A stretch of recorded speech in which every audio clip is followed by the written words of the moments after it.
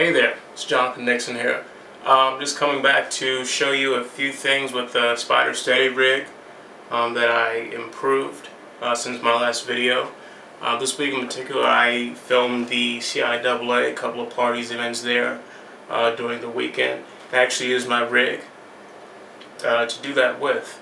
One thing that I want to point out initially is, yes, I do have a 30D on here at the moment. This is for demonstrational purposes. Both my 60Ds are being used to film this. So stick around and I'll show you what's new. This is a little bit closer up. As you can see, one of the major things that I changed was the way that the handle grips are.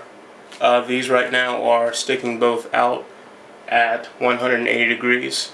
I'll turn around this way so you can see it. So originally I had one out at 90 degrees and the other coming straight out, but these are both coming straight out at 180. And another new addition is the weights that I put on the back. You can see these are 2.5 pound weights, so this is 7.5 pounds all sat together on the back. And this counterbalances the entire rig on the front. With this rig I'm able to use both my hands to balance the rig with, so if I need to make an adjustment with my right hand, I can simply hold the rig with my right hand and zoom with the lens with my right hand, or turn the light on up here, or do something with the audio, not one of my headphones, but I'd be monitoring through there. For if I need to use my left hand, I can hold the rig with my right hand, switch with the monitor here, make an adjustment on the camera. Something simple. So having both of these arms out really makes it a really good ease of use. The follow focus I'm using on here is just a simple strap that's on the lens there, if you can see that, and I have the ability to focus in and out and actually zoom on the other side. This works great for me. And this is the Canon 18-135. Again, this works for me. If you have another ones that, maybe you're looking in the 28 range or something of that matter, but this worked for what I needed it to work for. So I've taken some of my actual pieces off the camera to actually show you. I had a lot of comments and questions on the last video of how I put things on there. One, this is the Hair monitor. As you can see there, Hair, higher. It costs about 40 bucks. You can buy it on Amazon.com. It actually has the 1/4-20 screw on the bottom there that enables you to actually screw this onto any of the magic arms to actually get that into the actual rig itself. And a lot of people have said, I know on filmnoob.com, about having to drill a hole or something in there. I didn't have to do that. When I bought it, it already had that in there for me. Next is the actual light that I'm using. This is an off-brand, I don't actually know the name of it, but it has, again, another 1/4-20 screw on the bottom of this, so I just screwed that onto the magic arm, positioned it in place, and it was good to go. This is what I'm actually using to focus my lens. It works great for me. It has lensstraps.com right there. Not sure if you can see that, but you simply tie this around the focus ring and simply tighten it down. I did use a follow focus on one of my previous builds for my rig, but I don't know, this works a whole lot better and it's a whole lot cheaper. And the follow focus was about 70 bucks, but this was, I think, under 15. It comes with 2 straps and two of these knobs. It just straps on there and works like a charm.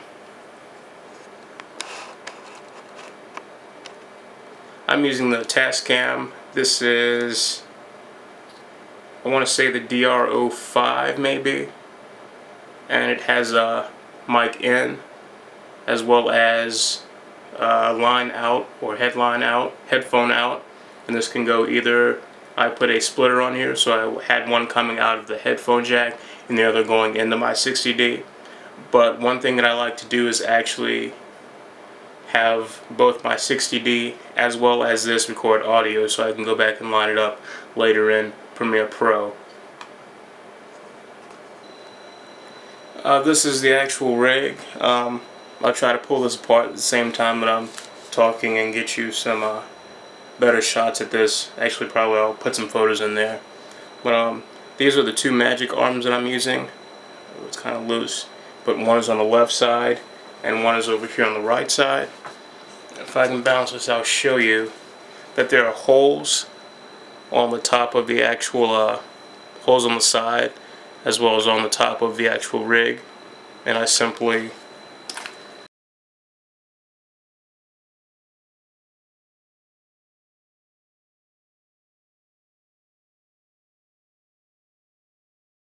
there we go. So it's simply the 1/4 screw, and I just put it through the hole, tighten it, and the job was done. I mean, and it holds great. If you make sure everything is tight, you shouldn't have any movement or anything going on. And one of the big things, the weight that's on the back, that's simply held in there by a 1/4 screw as well. If you can see on the back end of that, I'll focus out. There's a 1/4. I have some washers going through that, and it's actually going through the 1/4 hole, threaded hole that's on the back end of that.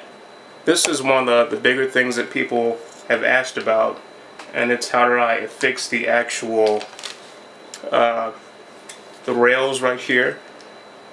I loosen this up a little bit so I can move these. This is probably how you've seen the spider rig actually coming out in that shape there. If you look on the top there, there are two screws there. If you can see there, the rail actually mounts here. There's a hole that fits perfectly for these two screws, and these two screws are the same two that are advertised that comes with the rail mount. Now this is a big shift. I just took my my rails off, so there are the holes, and there's how it's actually fixed. There. Well, that's a better picture of how it's actually fixed there. And one of the major adjustments that I made was flipping it out. I don't actually think I saw a demonstration of it being used this way, but flipping this down and tilting it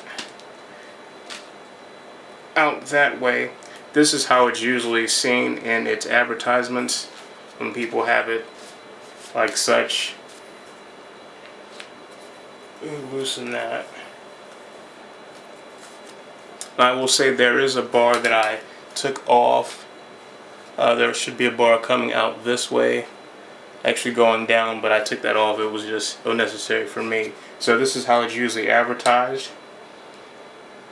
There is a 1/4 screw there, and this moves greatly. It also has a 1/4 on the bottom. And what I usually do here, I will take the top part of my tripod mount and screw that into there, so this can actually sit on top of a tripod, as well as putting this mount for my camera on top of here. Because if you don't, I've experienced putting a camera just on top of here. It's going to cause for a lot of issues in the future, and it's going to be very loose. I guess because this is so big, so I just simply put that on top of there.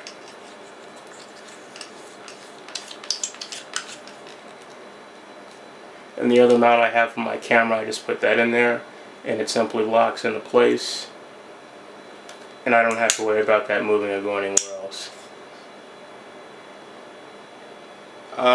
I believe that's all the questions that I had about the actual follow focus or the way I set it up. If you have any other questions, just feel free to ask me. I'll probably put some footage from how I actually use the camera this past weekend at the CIAA after this video. If you have any other questions, again, just let me know in the comment box below. Thank you.